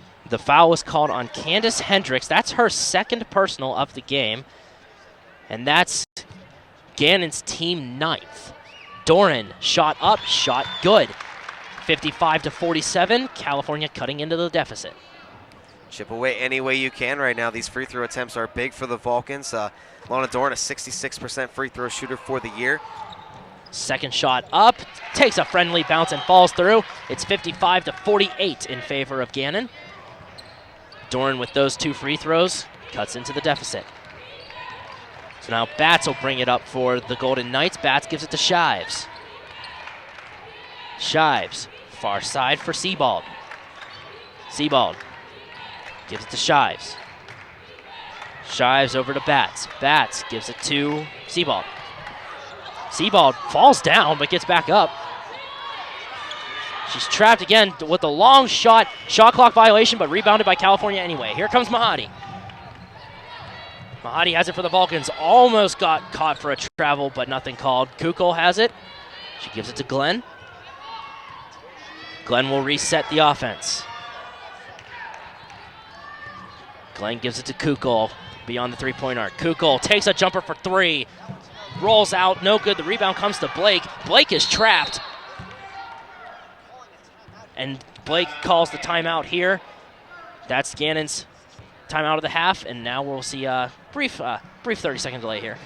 I'm not quite sure what happened to on that last play, but it looked like Molly Sebald might have tweaked her ankle a little bit right there. It seemed like she was having a little bit of trouble running up and down the court on that last one. We hope she's all right, but it was kind of rough to see that happen. And we take a look at the regional rankings right here. The regional rankings, again, we should mention California holding the number 2 spot with a 21-3 record. But Livingstone, they're highly likely to be losing their wins after being found reported to be playing an ineligible player.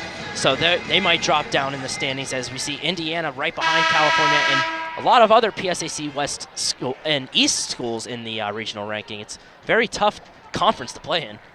It definitely is, and both these teams are playing very well this year. You saw California second in that ranking, and then of course Gannon not too far behind. They are 7th, but the schedule and as well as their record is pretty well close to what the Vulcans have had all year long. So California was going with a full court press there for a minute, but Gannon manages to come back. 15 on the shot clock underneath for Blake. Blake got it swatted away just slightly, and now there's going to be a foul called on that one. And the Vulcans doing whatever they possibly can right there, trying to make sure Blake did not get the easy 2 points. As they've had trouble defending her pretty much this entire game, and they're doing what they can. That time, unfortunately, getting called for the foul. The foul was called on Sierra Barrett. That's her 3rd personal. Blake is at the free throw line. First shot up, first shot good, 56-48. Blake on the season, a 71% success from the charity stripe. And Nettie Blake now as well, another Gannon player in double digits. She's the second one today as she now has 11. Hendricks leads all players on Gannon though with 14. So after Blake got those 2 quick fouls in the first half, we saw her turn a new leaf in the second half and come out strong, putting up points on the board for Gannon, as we see Barrett now on the far side. Swung back around for Kukul. Kukul attacks, layup up, and no good. The rebound comes to Blake. Blake gives it to Shives. Shives will bring it up the court. Looking for an option. Keep in mind, if Gannon commits one more foul, that'll send California into the double bonus, as now Sebald tries to go underneath, but the rebound comes to Kukul. Glenn a little slow to get up, but she seems to be okay. Now Mahadi has it, takes a jumper for two. That one's good. It's 57-50. And Emma Mahadi finally on the score sheet now with that 2 points right there, as if you get her heating up in these last 5 minutes, that could prove big for the Vulcans going forward. So now the deficit is 7. 4:50 left to go in the game. Bats has it. She goes over to Shives with a long three, spins in and out, rebounded by Mahadi. Here comes Emma Mahadi. Long pass for Glenn. Glenn attacks the post, layup up and good. 57-52. And Glenn now with 16 points in the game. That was a good play right there, getting to the basket. Now the momentum kind of switching over to the Vulcans a little bit. Only down by 5. They can easily get back into this game. Glenn now with 16 points on the day as Barrett gets that pass intercepted. She'll bring it up the court. One-on-one, she plows over to the defender, drawing a foul. Not sure who it was that she might have gone over. It looks like she's down and might be a little slow to get up here. And that was Candace Hendricks. She's the one that actually got the foul called on her as well. And they get her up off the court here. She looks to be okay, which is a good thing, as Sierra Barrett just went really hard to the basket right there, trying to get the layup. A handful of substitutions ready to check into the game. 1 for California, 2 for Gannon. Barrett, the freshman out of Monaca, at the free throw line. 58% success coming into this game. Makes the first one, 57-53, and now we're seeing the substitutions come in. Jenny Tees checks into the game. And speaking of double-digit scores, we talked about Gannon. Now the Vulcans have 2 of their own as well. We talked about Mickey Glenn, and now Sierra Barrett with that last free throw attempt that was made. She now has 10 points as well. She's had a pretty good game herself here today. Second shot up, rolls out.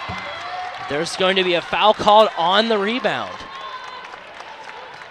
And that's Lana Doran going in underneath. She had a rebound earlier in the game on free throw attempts right there, was able to put a layup home. This time going for the same exact thing, and she draws the foul, so now she gets to go and take a couple of shots at the free throw stripe. This foul was called on Jenny Tees. Tees, that's her first of the game. Doran's first shot is up and good. It's now 57-54 in favor of Gannon. California cutting back into the lead. It's now 3. Doran, second shot up, just short. Rebound comes to Gannon. Long pass for Bats, and she'll bring it up. Almost got trapped, but gets out of it. Bats gives it to Birchtold. Birchtold now to Sebald, over to Bats. Birchtold over on the far side, goes into the corner. That shot got blocked by Emma Mahadi. That was an attempt by Sebald, but Mahadi got the block, and now here comes Frotz. Frotz throws it to Barrett. Barrett's shot takes an unfriendly roll out of the rim, and now here comes Birchtold with it again. 3:45 left to go in the game. Birchtold resets. California's crowd coming alive. Tees with it now. Tees gives it to Birchtold. Birchtold stops. 7 on the shot clock. Bats with the long three. In and out. Rebound comes to Frotz, and she draws a foul. And the pace of play picked up real quick right there as the Vulcans getting a turnover. Were unable to capitalize. Sierra Barrett didn't get the layup to fall, but right there, good defense to get the possession back. Well, folks, if you're thinking about changing that TV channel, don't. This promises to be an exciting conclusion. 57-54. Second half conclusion is next on CUTV.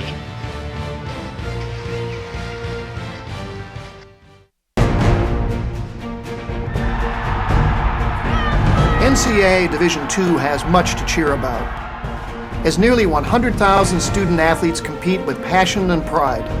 And I'm pleased to share the best news of all. Student athletes are outperforming the rest of the D2 student body in graduation rates. Just another reason why you'll hear us say with pride, I chose Division II.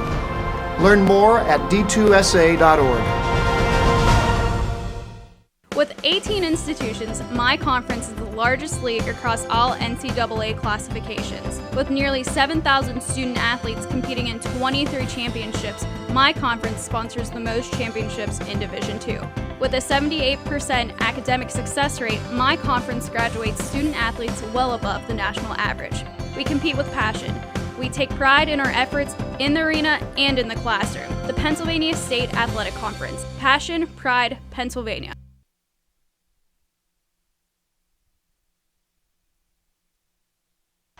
(57-54), Gannon on top of California right now, but California really cutting into the deficit after some key free throws have been made, and now we're going to see more key free throws here by Caitlin Frotz.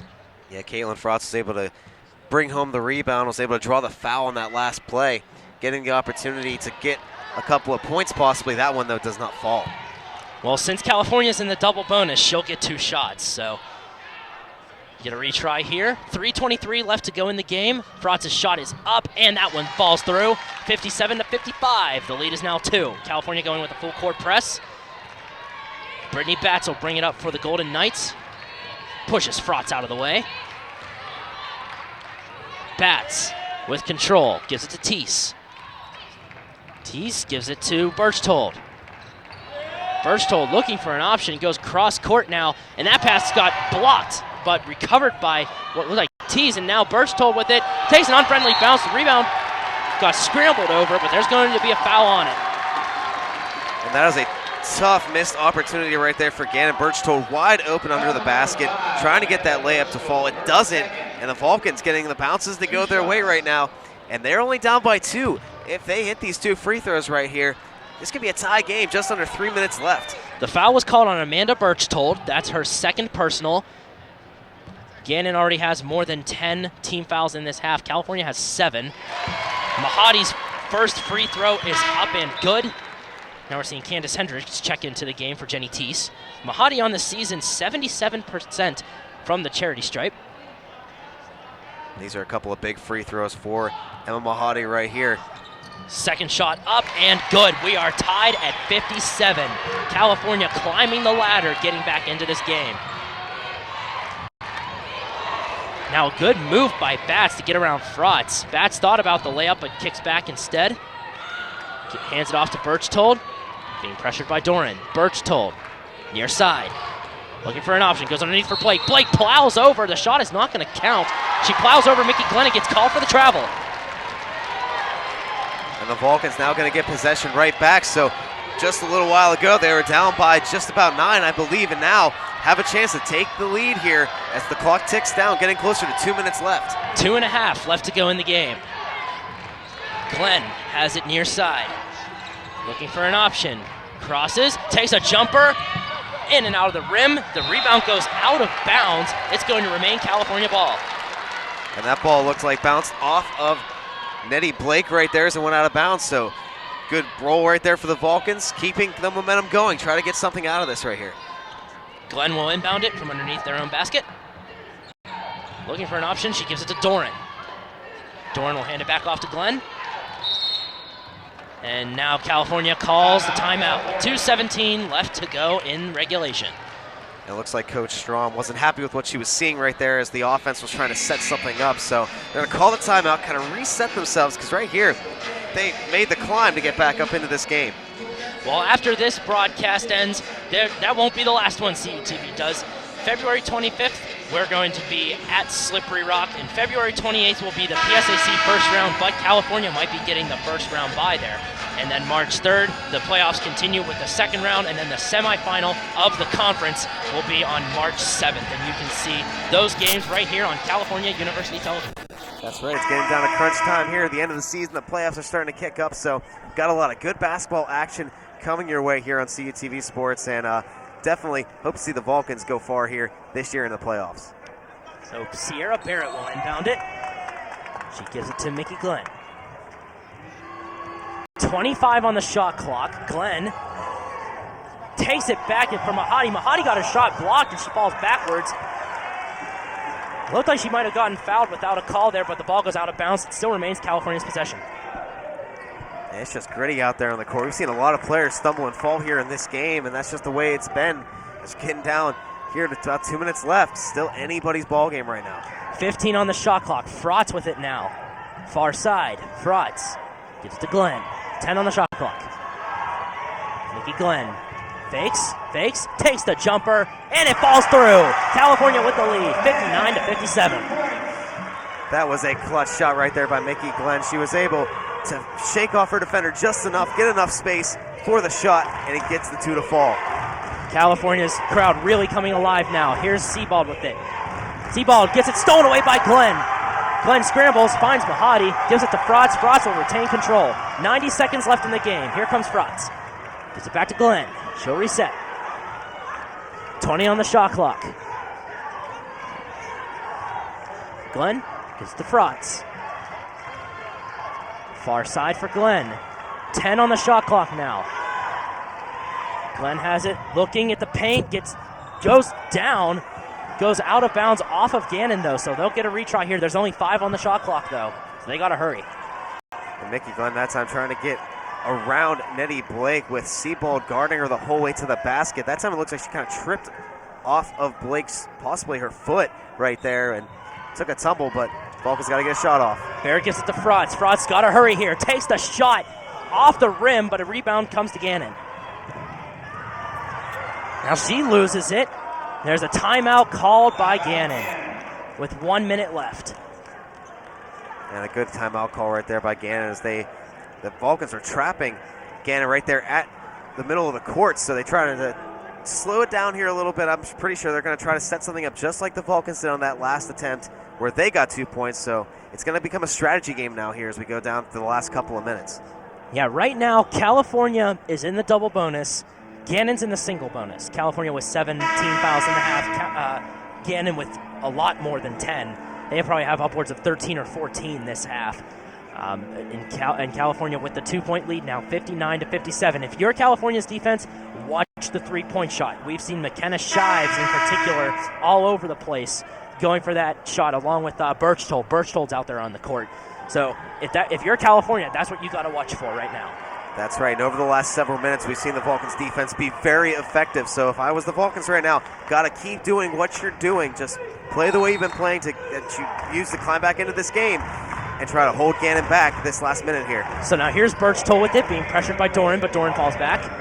Far side now for Hendricks. Hendricks gives it to Birchtold, now near side for Neighbors. Neighbors goes underneath for Blake. Blake trapped. Vulcans standing tall. Look at that defensive stance. Gannon calls another timeout here. 44 seconds left. That's that defense that we've seen over the last couple of minutes that the Vulcans have used to get back in this game.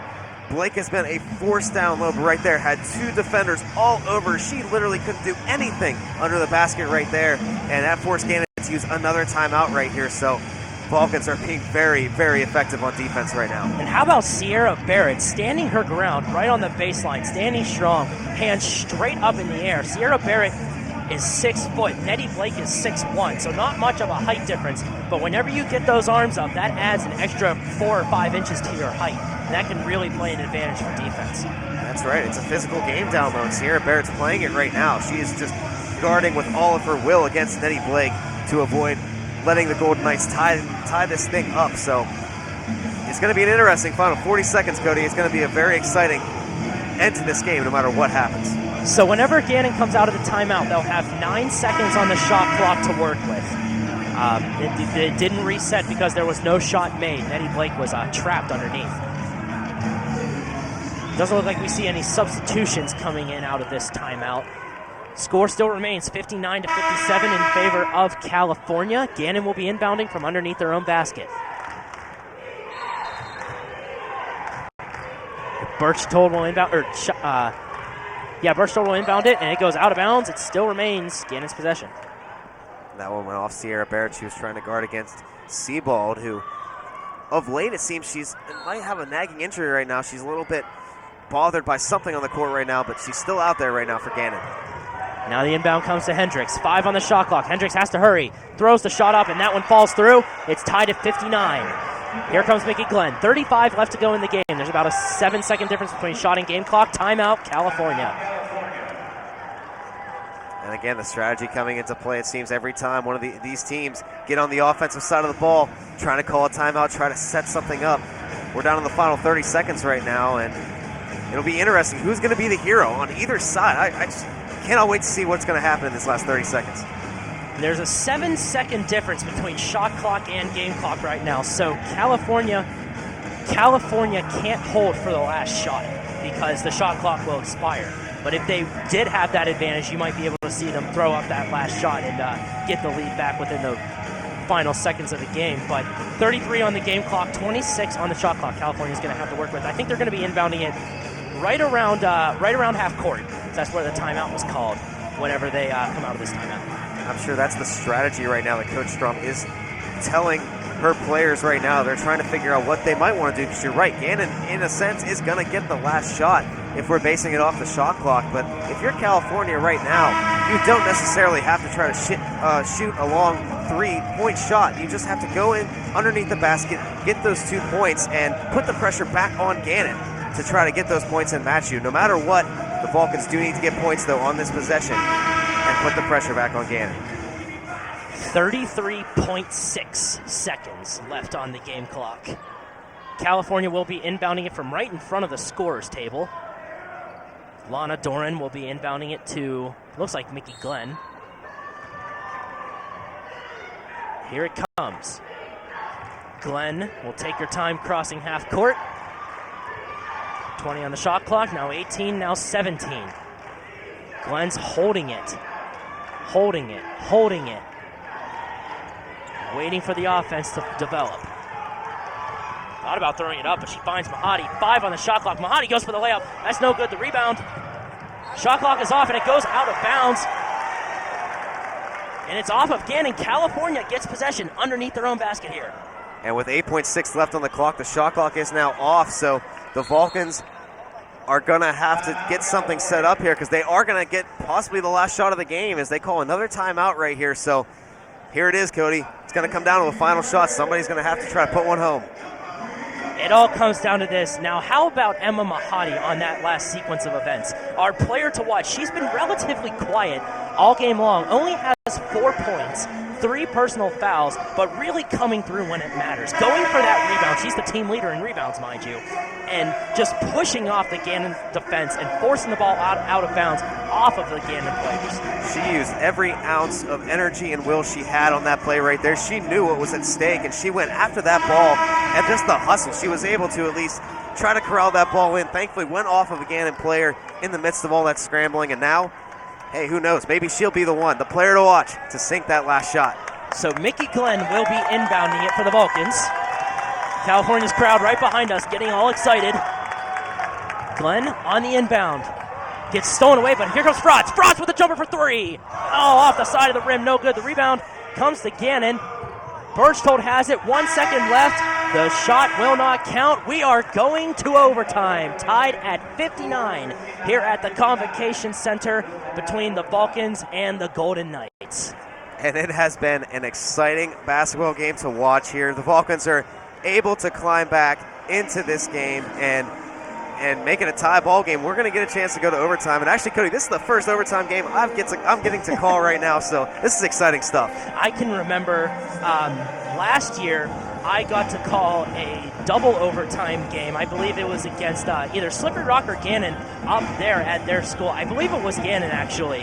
There was a double overtime game with the men's team, so that's what it's going to be. So there's going to be 1 5-minute period. It's not a sudden death rule, so they'll play out all 5 minutes, and whoever has the most points at the end of the extra 5-minute period will win the game. So we're tied at 59. The score carries over. And we're going to see another tip-off right at half court to decide who gets the opening possession. And remember what's at stake for those of you watching. What is at stake for the Vulcans in this game? They already have a clinched playoff spot. They are in the number 1 spot in the PSAC West. But if they are able to beat Gannon in this game, that would secure them a first-round bye in the playoffs going forward. So there is still something at stake here for the Vulcans if they're able to win this game. Now keep in mind, too, the fouls from the second half also carry over. So California is still in the double bonus technically. Looking at the PSAC West standings again, just like you said, Damon, if California wins this game, they'll clinch that that first round bye. But if Gannon manages to get the win, they'll need Gannon to lose next week, and they'll need to defeat Slippery Rock up at Slippery Rock. That's right. The Vulcans basically have to control their own fate right here. They've been able to climb back into this game and make it an interesting one for sure. Now all they got to do is seal it down here. They've played great basketball over the last 4 minutes or so. See if they can't do that. Now Sierra Barrett and Nettie Blake on the tip. Barrett won it, but there was no one where she tipped it, so it goes out of bounds off of California technically. So Gannon will get first control here. Look at Doran here being pressuring Berchtold. Now she'll come up the court. Amanda Berchtold goes underneath for Blake. Blake with the layup in and good. 61-59. California very quickly out here though. Mahadi with it. Mahadi gives it to Mickey Glenn. Glenn will reset. Kukul ready to check into the game whenever the time comes. Doran gets that pass blocked by Blake and kicked by Glenn. There was no over and back violation because the ball got tipped by Blake. So now Doran with the recovery. 5 on the shot clock. Frotz has it. She has to hurry here. Throws the layup up. It's off the rim. The rebound comes to Frotz. Good offensive control by the Vulcans here. And good speed right there by Frotz to get that ball before it went out of bounds. She got it right in front of us nearly here, Cody, and she was using her speed just to get to that ball. Now here's Glenn for 3, rebounded by Blake. Blake gives it to Berchtold. 3:50 left to go in the extra frame. Hendricks has it. She gives it to Batts. Batts over to Sebald. Sebald for 3. That one falls through. Nothing but net. It's 64-59.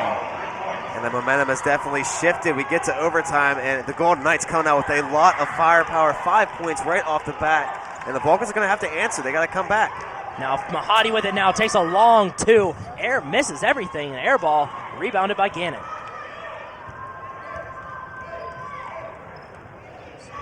Now Berchtold will bring it back up for the Golden Knights. Being pressured by Frotz. Finds Batts near side. Batts gives it to Hendricks. Hendricks back to Berchtold. 15 on the shot clock. Berchtold loses it. Dives out of bounds off of Berchtold, and it's going to be California's ball.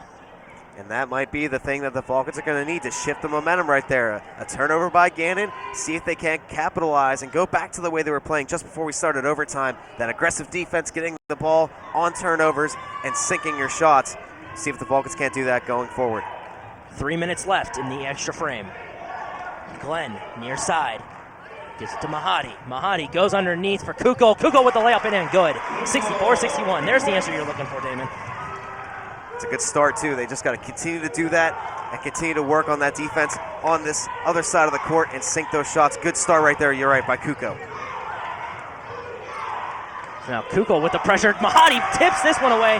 Here she comes. Mahadi sends a side check into Batts, and there's going to be a foul on the court here. Yeah, Batts and Mahadi both going back to the net as Batts was trying to just make sure that Mahadi didn't get a shot off, and she was able to get it off. Unfortunately, didn't fall right there, but she draws the foul, and the Vulcans have capitalized on these free throw attempts going into the end of regulation. So see if they can't continue that as well here in overtime. Mahadi, first shot up, first shot good. 64-62. There's 2:35 left to go in overtime. Mahadi on the season, 77% success from the charity stripe. Second shot up, and that one falls through. California back within 1, 64-63. Now here's Sebald with it. 2.5 left to go in overtime. Sebald. Sebald gets that stolen away by Doran. Now recovered by Berchtold. 15 on the shot clock. Berchtold, far side. To Batts. Batts cross for Berchtold. Berchtold attacks the baseline, sends the layup up a little too soft, gets her own rebound, kicks it back out for Batts, and she'll reset. 2 minutes left to go in overtime. Batts with it. Gives it to Berchtold, near side. Berchtold on over to Sebald. Sebald gives it to Batts. Batts thought about going underneath. She finds Blake under there. Blake with the layup in and good. 66-63. Now here come the Vulcans. Mickey Glenn has it. Glenn will reset the offense. 90 seconds left in overtime. Mahadi gets that one stolen away. And there's going to be a jump ball. Possession favors California. That's a good break right there for the Vulcans. Almost lost that on a turnover as Mickey Glenn was trying to get a pass on the near side of the court here on the perimeter. Didn't work out, but thankfully the jump ball favored the Vulcans. And now with 1:13 left, got to try to get something off, possibly get a couple of points. And it looks like, actually 1:28 on the clock, I apologize for that. And it looks like the refs are trying to figure something out right here. And it possibly might be Gannon's ball, but we're going to see if the refs do decide to reverse this or not. It looks like California's still going to inbound. Kukul is standing right in front of us, getting ready to inbound. And here comes California. Glenn with it now. 10 on the shot clock to work with. Glenn gives it to Mahadi. Mahadi, blocked shot off the front of the rim, though. The rebound comes to Gannon. Amanda Birchtold brings it up for the Golden Knights. Birchtold coming near side. She finds Hendricks.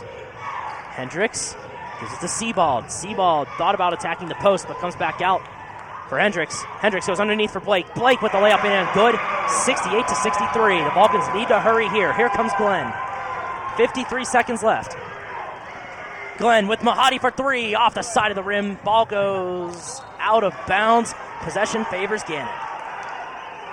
And Doran trying to get to that ball. She wasn't quite able to get there before she ran out of space, but a long three-point attempt right there that almost made it that time, just off the front of the rim.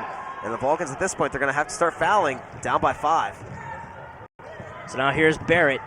Or not Barrett, Birchtold, I beg your pardon. Being pressured by Barrett, though. Sebald has it far side. California falls back. They don't have a lot of time to work with here. Barrett being pressured. Gives it to Batts. 26 to go in overtime. Over to Hendricks. Back to Sebald.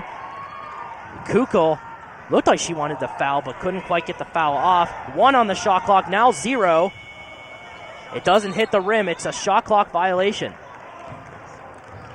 And that leaves 14.2 seconds now on the clock for the Vulcans, who down by 2 scores. Down by 2 scores. Definitely got to be quick about this right now and try to get something up the court really fast and try to get some points.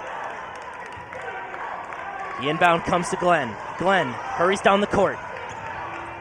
Gives it to Mahadi. Mahadi with a long three. Misses everything, goes out of bounds. Possession favors Gannon with 7 seconds left. And a tough break right there. That's something the Vulcans just had to do. They had to throw up a shot and pray, hope that it would fall in for them, but that time Gannon still has possession here. And now California is going to foul. 5 seconds on the game clock now, excuse me.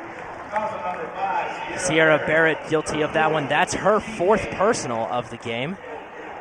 California still down by 5, and we're going to see Molly Sebald go to the free throw line. It's the first trip Gannon's made to the free throw line in a while, if I may say so. And unfortunately for the Vulcans, especially if Sebald is able to hit at least one of these, as there she does right there, makes this a 6-point game, and with only 5 seconds left, pretty much puts this out of reach for the Vulcans here. That's a tough one to take too for the Vulcans, as they were on an incredible run over these last 8 or so games. Now here's Kukul with the rebound, gives it to Glenn. Glenn throws the last 3 up, and that one misses everything, and that is your final. After the overtime period, 69-63, Gannon comes out of the Convocation Center with the win. And after fighting back in the last 5 minutes or so of regulation, this is a tough loss for the Vulcans to take. They gave it all they had here this afternoon, and unfortunately, though, the Golden Knights coming away with a 6-point win. So California falls to 22-4 on the season. Gannon rises to 19-6 on the season. They'll need Slippery Rock to defeat Slippery Rock next week, which is our next broadcast, February 25th, from up at the campus of Slippery Rock. For my partner, Damon Matson, and our director, Gary Smith, my name is Cody Jeanette, and our entire crew on hand, we thank you for watching. Have a great day, everybody. We will see you next time.